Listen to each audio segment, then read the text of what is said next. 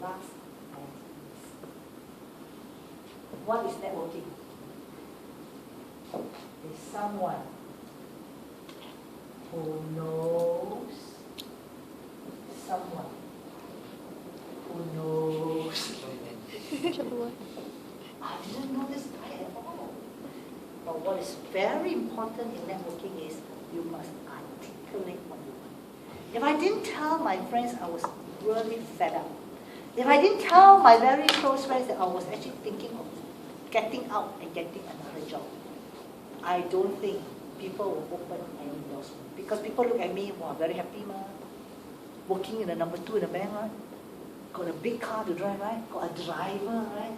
Got an full expense credit card, right? Get to travel every year, business class for convention. I mean, how can you not be happy?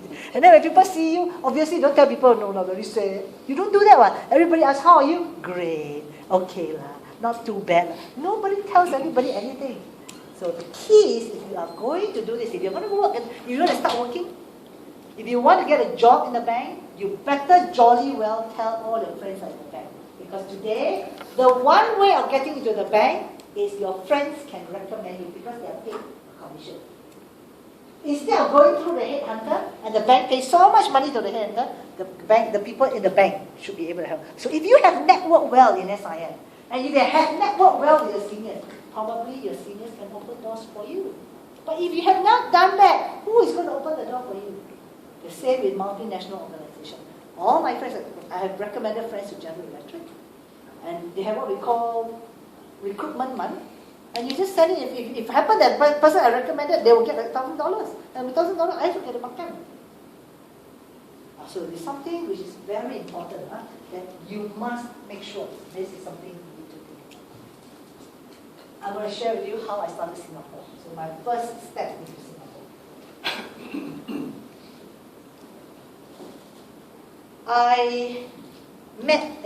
Prior to actually deciding to quit my job or to start my business, I actually wanted to apply for this position. It was a CEO's job in an investment that Temasek Holding has in Kuala Lumpur.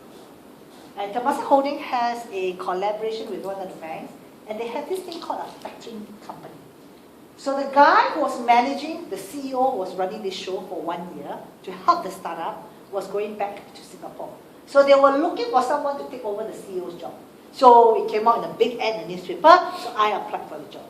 Then I was supposed to go for an interview, so they called a few, and then I also didn't realize my colleague also go for an interview. So the couple of us, everybody wanted to leave the place. So there were a few of us. And the morning, on the day of my interview, my colleague, one of my junior staff, called me up. Hey boss, you're going for the interview today. I was fuming mad, because in my mind, at that position, you don't tell people that. You go to office, even though you're better, you don't show you're better. You still continue to work. You cannot demonstrate that, I'm going to leave a stupid player. You cannot do that, because that is actually very bad for your reputation. So I kept all this thing very hush-hush. And in senior positions, when you move, nobody knows until the person actually leaves. Because you don't want your organization to think that you are going to looking for a job elsewhere. So everything is very hush-hush. And so now, they went and called somebody, I don't know who, to do a little bit of reference check on me. And I was really pissed off because the only time when you want to do a reference check is when you give me a job. Then you can make all the references I don't get. But how can you do a reference check even before you do that?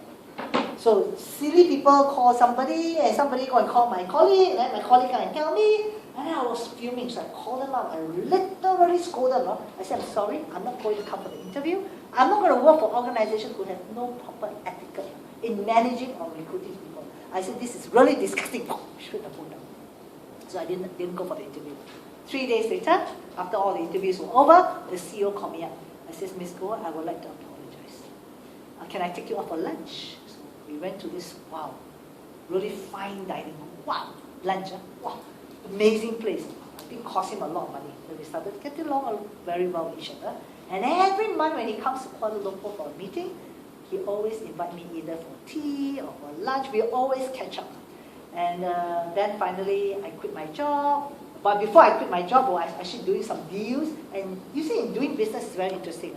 I could get a $10 million deal I would want to pass to someone I can collaborate with. I don't want the customer to find another bank, and then the bank will say, no, I'm not going to share with them. I will take the business, and I also take the rest of the business away. So I'm always very careful, because at the end of the day, this is what you need to manage. And that's what our job is all about. So I always try to broker the deal. So I found this guy, now that I think I trust him enough. So I said, why don't we broker this deal together? I'll take the 5 million, you take the 5 million. And then I explain, and then I do all the report, and I share the data, and then we get the deal together. And then he asked me this very funny question. How much you want? I said, excuse me, what? I mean, a lot of people do this, they ask for commission. I said, of course I don't ask for commission. How can I ask for this? Is my client, and this is my job. So obviously I didn't do it. I didn't take it. So then finally one day I said, oh, I quit my job. Then I decided that I was going to expand. As I told him, I want to come down to Singapore. At the time, my father was fairly ill. So I thought that I better don't be here. I better come down, start the business here, and then at the same time spend some time with my dad before he passed on. So I came down, and he called me, Ayat, I'm going to introduce you a partner. So I flew down. I think I reached maybe 5 o'clock. I had dinner with this person in Clarke Quay, shook hands, and that's how I started Singapore, with a person I don't know either. Okay? So that's how Singapore started. And what's the takeaway? It's about being professional. What is very important, he dare recommend me his friend because he knew my character. And this is something very important in networking. Your contact, highly influential, will only recommend when they begin to trust you. It's something very important, otherwise they don't bother. Okay? So you have to be very professional. And professional means you have to walk your talk. You cannot say, I'll be there at 10 o'clock and then you turn up 11 o'clock. And you say, oh, don't worry, I'll give you this, and then you don't turn up. It's very bad. You must never, ever do this, because at the end, my conclusion is this guy cannot be trusted. This is something very important. Then I'm going to tell you how I got into SIM.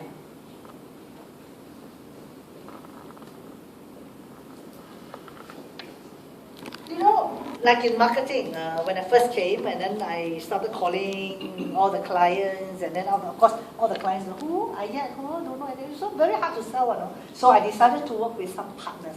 So obviously SIM was one of the partners I actually thought of, because they do a lot of public training namely in the Namely office. So I went there. So I called them up for a few times. I said, oh, this is what I do. I do a lot of banking training. I do a lot of finance for non-finance training. I do a lot of analysis. And they said, no, we already got this. Everything I called, they said, they just don't want to see me. So it's very hard to penetrate, because they already have these entrenched trainers that work with them. Then one day, my partner called me up. Hey, Ayat, I fixed a meeting with the director of SIM.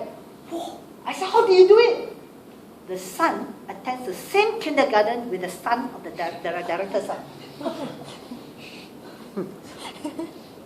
My partner, very interesting.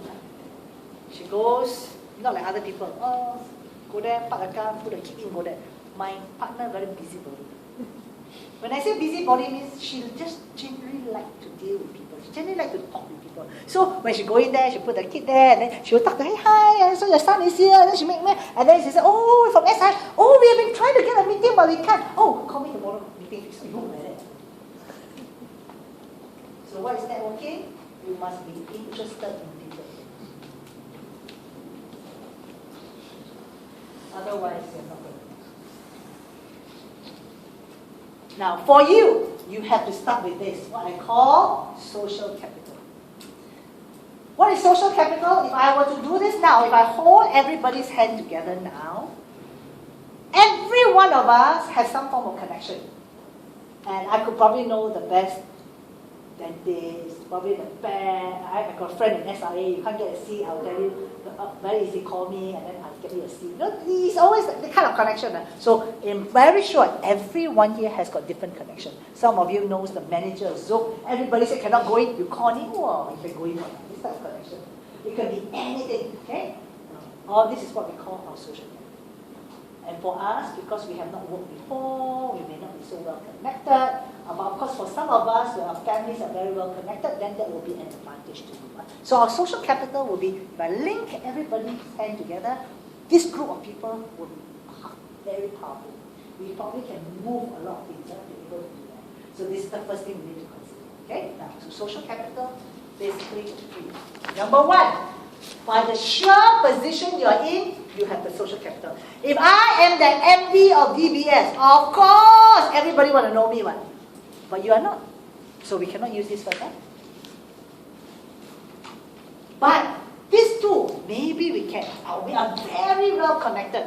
Meaning to say, for some people in SIM that have come across, I tell you, ask them this, they can connect you with this person because of their father, because they themselves are very well networked outside. So these are the people who probably will be able to be, it's a social capital that people would like to get to know you.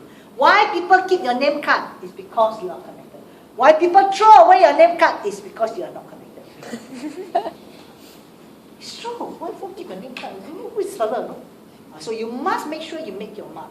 And of course, for me, for many, many, many years, my strength has always been information. I told you I'm very good at DCF, right? This is my boss, I tell you. I don't need to go to the boss room. He needs the DCF, he can't sit in front of my table. Yes, boss, what? This is acute, this shit in DCF. But he sits at my table. My other staff, hey, come to my room. Whoa, it's very different, you know. So it's very important when I'm talking about this, is the knowledge and the information we have. So now I'm going to digress. Why do people keep in touch with me? I'm going to tell you this. Because I have always been maintaining relationships. And how I maintain relationship, I take it from the SIM library. I have a few people that I connect with, not many, but the people that are critical to my job. And some of them don't give me work to do. It doesn't matter, but they're critical to me. So now I just came back from Sri Lanka and they're all part of my mailing list. And I will find during the meeting I sense, this guy likes to do everything got to do with talent management. The other guy is talking about entrepreneurship. So I met a couple of them. So I register in my head, different people have different interests. Different people have different interests. Who's Alex? Now I'm going to tell you, when you meet Alex for lunch, the first thing you must order is bitter gourd. The second dish is bitter gourd. The third dish is bitter gourd. No, of course not. So what am I trying to say? If I knew that he's interested in bitter gourd, I had never seen him for 2 years, right? But when I meet him for lunch, and then they have the menu, and then I'll be looking, I order bitter gourd. I am going to tell you, the impression I'm going to give him, he will be totally shocked. My God, he will. So this is something very important. It's this information that makes it different for you to stay connected. Are you with me? I will elaborate a little bit more when we talk about the process. Now, so I'm not going to talk about this because we already talked about it. So this is where I want to focus on now. Now, in networking, this is the process. Okay? You need to understand what this is. Now, obviously, the whole context is the relationship building skills. We are not here to do skills because I really don't have the time. But I'm going to tell you that you are going to have to think about developing those skills and do it like really pro one. Not like pasar malam type one, like night market, bargaining with people type. No. Very, very finesse. You must learn how to carry it very well. Okay? Now, first thing first, you must learn first. If you ever think about network, is to create network. Today is a very simple example. We gather together. Many of you have attended the same workshop, and I think you don't even know which one is it. After attending, I don't know how many workshops. The only thing that I always felt, this is the best pleasure for me when I do the analyst training program. Not that my students or the students become cleverer. That's not, or they write a better report. It's the fact that they walk out of it and they say, my gosh, of the 3 years I am in UOL, now only I make friends. It's so strange. That 30 days, they are like colleagues, they sit together, they talk together, they never expect. And then some of them very interesting, like now you see the Facebook, I see all of them, they glue this thing together. I'm quite surprised. And every year we end up with a couple one. Whoa, very serious one. So I don't know how that comes about. Even though they are not in the same team, one sitting here, one sitting there, I don't know how they connect, but anyway they connect. So creating network is the easiest. You already have a contact list. And like I say, I really want to highlight this very important thing. It is very time consuming, but you already do this. If I were you, I will probably put everybody's telephone number in a WhatsApp. off and on send a message to someone? I don't know. You have to think about it. Now, otherwise, out of sight, out of mind. And I'm going to tell you this. These two ladies are from Malaysia. Okay? I don't know what their backgrounds are. But let's say one day you decided to do business. And then you want to go to Malaysia and do business. But you totally don't know any connection. Obviously, because they are in your network, you are going to call them. Where do I stay? How do I register a company? Whatever. They are probably the best people who can tell you. I'm going to say this again. I have a student in my class. All my foreign students, I tell you, it's quite amazing. They all sit together, they don't mix around, they don't really do anything much together. Also, many of my students also don't team up with them. Okay? Then there was this boy.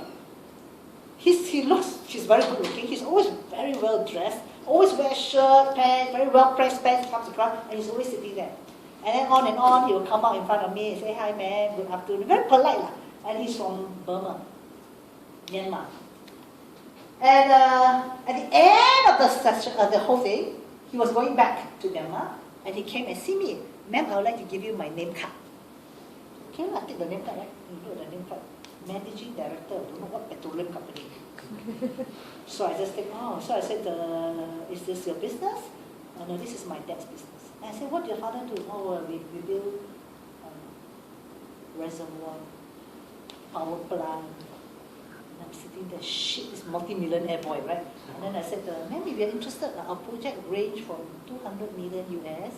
So if you're interested, why don't you come and visit me?" You know how many students I have at that? Foreign students. And can you imagine one day you want to do this, And imagine that fellow is there, no? And all you need to do is just take a phone call and you fly there. And who are you going to meet? His father's friends. But people don't make friends. They go to class, they sit there. I don't know, I can, now of course it's very hard for me to manage a class. Last time I had probably 40 students. But now I've got 300 students. But I can tell you a similar pattern. In the 2 semesters that I teach my students, they sit at the same place with the same people every day, every lesson. I can almost close my eyes. Mei Ling sits here.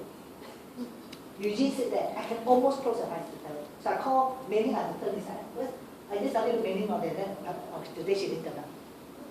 They sit in the same place for 3 years now. Sitting with the same person here. Hello!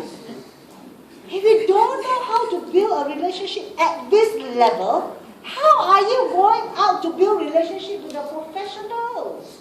How? And I tell you, you're going to say, shit one day, when Ricky becomes the president of Indonesia. And then you say, shit! The bingo name lah, bingo. Ricky, you shit. You never bother to give him touch. Not that he is going to do anything, but if I have kept in touch, he had known my character. He says, "Ayat, come. I think we need somebody to be advisor." He will call me and I go, what? Even if he don't pay me for bono, then I sit business class, go holiday. You never know, right? But the way we do it is, how many workshops we attended? Don't even know each other's name. I see you before. I see you before. And that's all you say, So think about how you will take the next step. So good thing is within the group you could start with, or you could think about building that. Now, to me, this is no state of the art. This is the easiest thing to do. And I'm going to tell you a story. Bizarre story. Please don't have to follow it. But I tell you, people are strange out there in the way they do it. I would take my hat off to this guy. Now, when I was actually working in the bank, one of the things that as you climb up the corporate ladder, you change your role. And of course, most of the work that I was doing at the senior level, it was more supervisory, managing your staff, managing your clients. So I was actually running the marketing department, and I had probably 100 over staff under me. And I had this very simple management rule called the Pareto principle. Now, Pareto principle means the 80-20 rule. I figure, and I also imagine in my mind, if I had been a top performer, I would be easily pinched by another bank, which is why I keep shifting different jobs. So I'm thinking, my staff, when he or she is a top performer, he's always been eyed by other bankers. So if my staff leaves, I must make sure this never happens, that he carries his entire portfolio with him. I must never let him do that. That will mean that my hole, like a big hole, there's, wow, like somebody drop a bomb and then there's this huge hole at the bottom that I cannot fill within a short period of time. So I have this very simple rule. I tell all my staff, every time you go, so I list the top 20 portfolios of the bank that I manage, the clients that I manage, that my team manages, and I will say, if you go for any of these appointments of this top 20, I will go for the appointment. So just tell the secretary, put in your appointment date, and I will go with you. So I make sure, while you are handling the customer, I'm also visible to the client. So I always do that. So I attend a lot of functions, and I remember this particular Japanese company, and they invited because they had a launch of a new product, and I went there, and when you go for such function, it's very social function. So you go there, and everybody let the head down, and you go, and obviously before you actually eat, you have what we call cocktails, and then people serve the cocktail drink, then you just take a glass. So I took a glass of red wine. Then I walk around, people do this, I also do this. I don't know why they do it, but I also do it. To be seen, to be doing the right thing. So you do this, right? So you stir your red wine. But of course the goblet they give you is not big enough to do that. But anyway, you stir it. So then you're talking to a group of people, chit-chatting, and then this man came up, very well dressed, and he was carrying a camera. He says, excuse me, why don't you all stand together and let me take a photograph shot? And that's why I purposely put the camera here, just to demonstrate this. So I take a shot.